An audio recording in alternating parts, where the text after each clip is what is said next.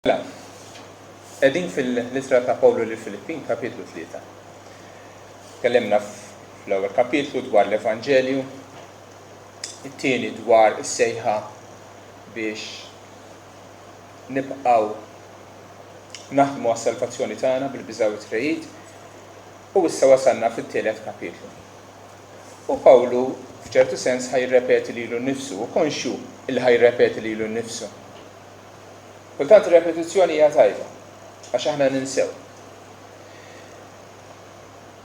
Pawlu jaf li aħna bħala nsara kemm hu kemm il-qarrejja tiegħu, l-insara Filippi, għandhom teżor prezzjuż. U għax huwa prezzjuż iridu nħarsuh, iridu nibżgħu għalih, iridu naraw li ħadd ma jisraqulna. Dan it-teżor huwa l-Evanġelju ta' Ġesu Kristu. Għaliex hu daqshekk prezzjuż? Għaliex permezz tal-Evanġelju aħna sirna l-ewwel ġustifikati. Sewwa malna. Permezz tal-Evanġelju aħna qegħdin nkunu imqazza bil-mod ittrasformati fi xbija tal-iben Alla. U permezz tal-Evanġelju wkoll inħarsu l-qudiem b'tama soda li Ġesu Kristu għad jerġa' jiġi għajimna mill-mewt jew jibdilna fil-ġisem glorjuż tiegħu nkunu miegħu għal dejjem. Dawn huma l-affarijiet li huma leżes għalina. U għalihom Pawlu qal jiena kont lest li l-ħwejjex l-oħra kollha li kont inqis bħala qlieħ għalija nitlifhom, anzi ngħoddhom bħala skart ħdejn il-privileġġ kbir li nkun naf li Ġesu bħala s-sit tiegħi. Jiena rrid nkun naf lilu, fl-aħħar mill-aħħar, l-Evanġelju jkollok tgħid imma x'inhu s-sustanza tal-Evanġelju. Kelma waħda dik. L-Evanġelju hu Kristu. Irrid nkun naf lilu. Mhux sempliċiment naf xi ħaġa dwaru, bħalli kieku nitgħallem xi ħaġa fuq xi personaġġ storiku, imma rrid nkun naf lilu. Bħalma mara taraf lir-raġel tagħha u trid tgħix il-bqija ta' ħajjitha miegħu. Hekk aħna rridu ngħixu ħajjitna fl-għarfien ta' Kristu, f'din ir-relazzjoni ta' mħabba miegħu. U nixxirku miegħu kemm fil-qawwa tal-glorja tal-reżoluzzjoni tiegħu, il-qawwa li tagħtina rebħa fuq id-dnub u tagħtina li ngħixu ħajja li toġob lill-missier. Ukoll xirka fis-sofferenzi tiegħu u fil-mewt tiegħu. Il-ħajja Kristjana fija wkoll din l-aspett ukoll tad-dba tiegħu. Imbagħtu ma' Kristu u għad ukoll miegħu nkunu glorifikati. Mela la darba dan huwa l-każ, Pawlu l-aħwa li kien tant iħobbhom anke mill-aġġettivi maħbubin tiegħi li jiena nos, etc. Pawlu jgħidilhom ħarsu ruħkom. Ma jgħidilhomx darba, ma jgħidilhomx darbtejn, ma jgħidilhom 3 darbiet. Ħarsu ruħkom. U fl-aħħar mill-aħħar jgħidilhom iqfu fis-sod. Żommu sħiħ. Bħalli l-ħadd min iċaqlaqkom, bħalli l-ħadd min jisraqilkom dan it-teżor prezzjuż li għandhom. U Pawlu jwissihom kontra 3 erruri kbar. Il-Vanġelju huwa kontinwament attakkat minn ġewwa u minn barra. U Pawlu jwissihom kontra 3 edewwa kbar tal-Evanġelju. Jwissihom kontra il-legalizmu, jwissihom ukoll kontra il-perfezzjoniżmu u jwissihom kontra il-libertinaġġ ta' dik x'inhuma dawn. Inħodu waħda waħda. L-ewwel nett Pawlu jwissihom kontra il-legalizmu. Legalizmu, ma jfissirx kif jaħsbu xi ħud illi n-nisrani jgħix u jfittex li jgħix fuq bidjenza għall kmandamenti ta' Kristu jew li jgħix ħajja dixxiplinata. Dan huwa sejħa ta' kull nisrani. Infatti nuru li mħabba tagħna lejn il-mulej tagħna meta nfittxu li nobduh. Le, il-legalizmu mhux dak, il-legalizmu jfisser bniedem li qed jipprova jitħabbek malla bl-ubbidjenza tal-liġi tagħna. Bniedem li jrid isir sewwa malla bl-ubbidjenza tal-liġi. U Pawlu jippreżentanna stampa qudiemna biex jiġġieled din l-erezija li bniedem jista' bil-ħila tiegħu jikseb il-ġustifikazzjoni. Jieħodna fil-kamra tas-sodda u jurina gwarda robba, jiftaħa u jsib u naraw fiha żewġ tilbiesi. U jagħtihom isem. Din jgħidula l-ewwel waħda il-ħaq tiegħi, my righteousness, jew il-ġustizzja tiegħi, it-tjieba tiegħi, sejħilha li trid, imma emmi qed tara dik il-libsa. U l-oħra hemm il-ġustizzja ta' Alla, il-ħaq ta' Alla, it-tjieba ta' Alla. U jpoġġilna għażla. Liema waħda ħadd ilbes biex tidher quddiem is-sultan. Bħal meta tkun sejjer xi laqgħa importanti xi tieġ le tara li ssib l-aħjar libsa u tilbes sew pulit biex tkun preżentabbli. Imissa aħna mhux trid sa mmorru, ħammorru quddiem Alla. Liema libsa ħanilbsu. Se nażlu din il-libsa il-ħaq tiegħi li inti taħdimha bl-emejjel tiegħek b'ubbidjenza għal-liġi. Jew ħatilbes din il-libsa l-oħra li tak Alla li ma ħdimx għaliha inti, li ħadem għaliha xi ħadd ieħor xi Ġesu Kristu. Liema waħda se tagħżel? U Pawlu qal jiena għamilta din l-għażla. Qabel kont liebes din il-libsa ta' ċraret maħmuġin tal-opri tiegħi u kont niftaħar biha nnifsi kemm jiena tajjeb komparat ma' sħabi. Missa dak dik il-libsa nżejta, poġġejta lura f'posta, anzi ma poġġejtix lura f'posta, tfajta fil-barmil taż-żibel, hekk jikkonsidra. U lbist il-libsa l-oħra biex ninstab fih fi Kristu. Mhux bil-ġustizzja tiegħi li tiġi mill-liġi, imma bil-ġustizzja ta' Alla li tiġi bil-fidi. Din hija d-dottrina ta' ġustifikazzjoni bil-fidi biss, fi Kristu biss, bi grazzja biss. Dan huwa l-Evanġelju fil-qalba tiegħu li ma nistgħu qatt inċedu mqar pulzier wieħed.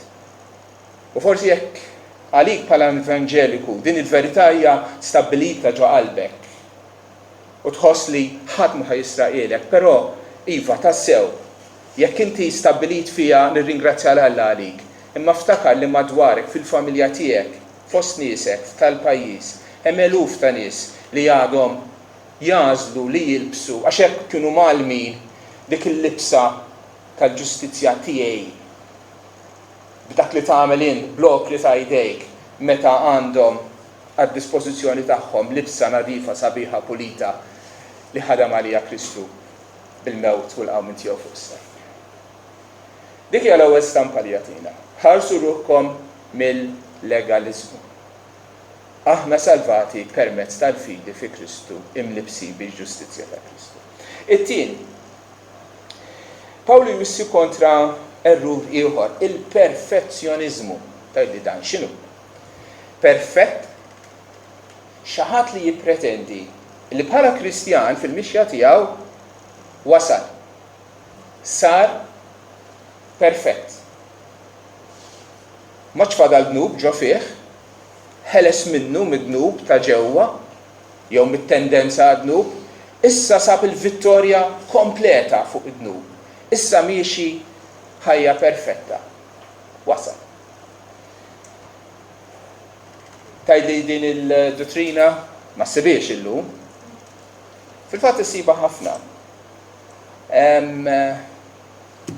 Anke dak iż-żmien, imma dal-aħħar 150 sena moviment li beda minn Wesley u oħrajn imbagħad ġie resistit mill-Pentekostalizmu, mbagħad il-Pentekostalizmu adattaha lih innifsu.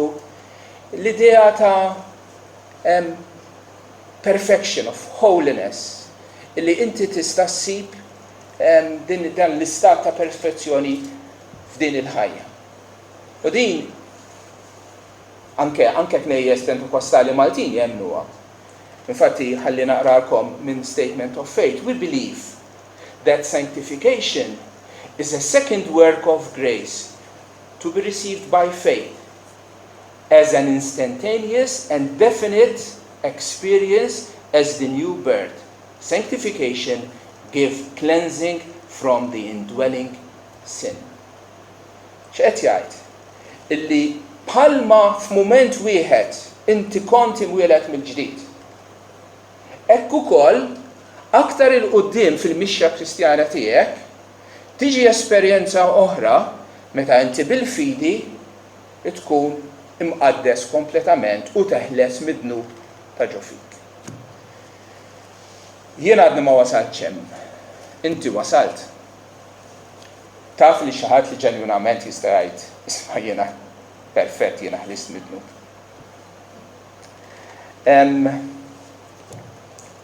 Meta tkellemna minn Filippin kapitlu 2, ma qalilhomx isma' intom wasaltu wieqfuha, ma x'qalilhom komplu, aħdmu, is-salvazzjoni tagħkom bil-biża' u treħid. Ix-xogħol għadu sejjer.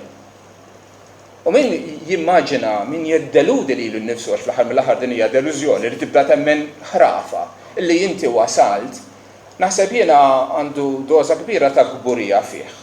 Għandu bżonn jumilja lilu nnifsu u jħares waħda fil-mera u jara lilu nnifsu. Jew jekk xejn forsi jisaqsi lil-mara jekk hux perfett jew le. Tajjeb biex tagħtih ġifieri rendi kont tajjeb.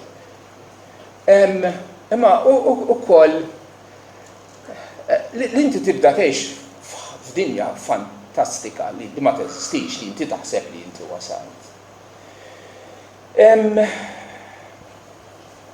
Pawli jagħtina stampa oħra hawnhekk. Jgħid isma' jiena rrid inkun naf lilu u l-qawwa tal-qawmien tiegħu u xrika fis-sofferenzi tiegħu, fil-mewt tiegħu u li nilħaq il-qawmien mill-imwiet, mhux bħalli kieku diġà ħaq dawn l-affarijiet kollha. Jagħtina din l-istampa ta' atleta li qiegħed waqt il-lieqa qiegħed jiġri. Għandu lan qiegħed qudiemu għadu ma wasalx. Ħarstu qiegħda il-qudiem, jinsa dak li hemm warajh u jibqa' dej. Il-verbi li juża nippressa, nisforza, niġġebbet. Ma mhux verbi ta' wasalt, poġġejt, ċiċċibeq. Imma għadna sejrin, għadna mexxin. Importanti li tħares il-qudiem. Għal jiena ninsa dawk il-ħwejjeġ li huma warajja. Inta qatt rajt atleta għaddej, u ħsiebu fuq xemm waraj. Għamin taf xi ġdielu jekk jagħmel hekk. Imma importanti li l-passat inħalluh fil-passat. Dak l-affarijiet li għamil ħżiena, u kollha kemm aħna għandna affarijiet fil-rekords tagħna li huma ħżiena, la darba stqarrejthom ftakar li dak huma maħfurin. M'għandekx bżonn tibqa' ġġorr il-ħtija ta' dnubietek miegħek. Insihom dak ħadhom Kristu, ħelsek minnu. U dak l-affarijiet li għamil tajbin, għax għamilt kwejjex tajbin ukoll. Dak insihom intu wkoll. Alla mhux se jinsihom u fil-mument opportun se jippremjak għalihom. Mela l-passat tista' tħallih. Tallimt minnu, tallimt imissa suq il-qudiem. Din hija l-aħwa l-istampa korretta tal-ħajja nisranija, hija ġirja, mexxin il-qudiem. Dawk illi jaħsbu li waslu, immaġinhom jisuk atleta illi f'nofs it-tiġrija jieqaf isib kantun u jpoġġi bil-qiegħda fuqu. Jien wasalt jaħseb le ħabibti għadek ma wasalx. U l-ebda wieħed minna għadna ma wasla. Rridu nippressaw il-qudiem lejn il-premju li hemm jistennina fis-sema. Rridu nibidlu fix-xbija ta' Kristu huwa proċess kontinwu, proċess li jdum matul ħajjitna kollha. It-tielet stampa u t-tielet żball legalizmu, perfezzjonizmu u issa kontra żball ieħor, il-libertinaġġ, l-idea li jiena fi Kristu jiena ħieles. Huwa vera jiena fi Kristu hija ħieles. Ma din jinterpretaw il-libertà Kristjana bħala license, liċenzja biex immur nagħmel li rrid. Nieħu pjaċir bl-affarijiet li rrid nieħu pjaċir, għax jien ħieles. Jien meħlus, jien m'għandix nukit iktar. Kristu salvani, Kristu liberani mill-ħtija ta' dnub. Mela, mur, u għex kif trid. Again, għara tasbu li din hija xi ħaġa fantastika, ta' dan huwa tagħlim popolari immens fil-moviment evangeliku. L-idea li inti salvat bi grazzja li tilqa' l-Ġesu bħala Salvatur imma xi darba jekk trid u meta trid tirċevih bħala sit imma sadattant tista' tibqa' tgħix kif trid u fl-aħħar mill-aħħar għandek garanzija li ħadd tmur il-ġenna. X'ngħidu dawn fuq dawn in-nies? Pawlu jiddeskrivihom vers 19 jgħid li tmiemhom u t-telfin l-alla tagħhom u l-istonku u l-glorja tagħhom tinsab fil-mistħija tagħhom. Huma dawk li jiffissaw fil-ħwejjeġ mondani. Tliet affarijiet jgħid fuqhom. Huma fissati fl-affarijiet ta' din id-dinja. Ħsiebhom qiegħdaw f'din id-dinja x'jistgħu jagħmlu f'din id-dinja għax il-pjaċir tagħhom il-ħajja tagħhom qiegħdaw. Mhix kif jgħid Pawlu f'ximkien ieħor biex naħsbu fl-affarijiet tas-sema fejn Kristu qiegħed fuq l-lemin tal-missier. Le, ħsiebhom hawnhekk għax hawnhekk hi ħajjithom din id-dinja. Imbagħad jgħid illi il-glorja tagħhom tinsab fil-mistħija tagħhom għandhom jifirħu anzi huma proud gburin dik il-kelma gburin bl-affarijiet li messhom jistħu bihom u jagħmlu parade kollha kuluri biex niftaħru b'dak li messhom jistħu bih. L-alla tagħhom mhux missier Sidna Ġesu Kristu. Iservu Alla ma mhux lill-Alla l-missier. Alla tagħhom hu żaqhom il-pjaċiri ta' din il-ħajja kemm jekk huma żena, kemm jekk huma kilba għal aktar u aktar u xeħwa li jixtiequ li jkollhom iktar u iktar mill-ġid ta' din id-dinja din l-unika ħajja li għandhom. Imma Pawlu jagħmilha ċara li dawn huma edewwa tas-salib ta' Kristu. U li jitmim tagħhom huma t-telfin. Dawn l-insara huma nsara xejn, huma nsara tal-isem, imma fil-fatt huma nies mitlufin. L-istampa li tiġini quddiem għajnejja hija stampa oħra din id-darba ta' Asqus. Din hija l-istampa li jagħti l-Apostlu Pietru fit-tieni ittra tiegħu. Asqus li hu maħsul u titilqu hemm mhux jerġa' jagħmel. Jerġa' jmur jitmiegħek fit-tajn u fil-ħmieġ. Mela nies li b'xi mod jew ieħor semgħu bl-Evanġelju għal xi żmien forsi bidlu naqra ħajjithom tnatfu xi ftit imma tihom żmien tagħhom u turi li dawn qalbhom qatt ma kienet mibdula. Illi jerġgħu morru lura jitmeku fil-ħmieġ ta' dnub. It-tmiem tagħhom huwa telfin. 3 stampi Guarda robba b'żewġ tilbiesi. Jekk inti kellek il-grazzja tagħżel il-libsa sabiħa, il-ġustizzja ta' Kristu emmint fih, illum tista' tifraħ hija oħti li inti ġustifikat quddiem Alla. Però tinsiex il dawk li hemm madwarek u meta jkollok l-opportunità għajdilhom biex jinżaw dik il-libsa maħmuġa li hemm li għandhom fuqhom u jilbsu l-libsa l-oħra. It-tieni hija bħalma coach jinkoraġġixxi lill-atleti tiegħu li qed iħarreġ komplu, taqtawx qalbkom. Hekk Alla qed iħeġġeġ lilna komplu f'din il-ġirja. Insew ta' wara ħarsu l-qudiem it-tmiem u sabiħ. Kristu għad jerġa' jiġi u jibdel il-ġisem tal-umiljazzjoni tagħkom fil-ġisem glorjuż tiegħu tkunu miegħu għal dejjem. Dak huwa l-premju tagħna. U tielet ħaġa ejja ma niddeludux ruħna u naħsbu li għax għadna li minna fi Kristu jekk ħajjitna mhix mibdula wkoll allura wieħed irid joqgħod attent u jgħid isma' dak li qed ngħid li nipprofessa bil-fidi huwa ġenwin jew le din hija twissija illi rridu nagħtu kasa. 3 erruri ejja noqogħdu attenti għalihom, ħarsu ruħkom l-aħwa żommu sħiħ f'dak li intom ċerti minnu l-Evanġelju ta' Ġesu Kristu. Amen.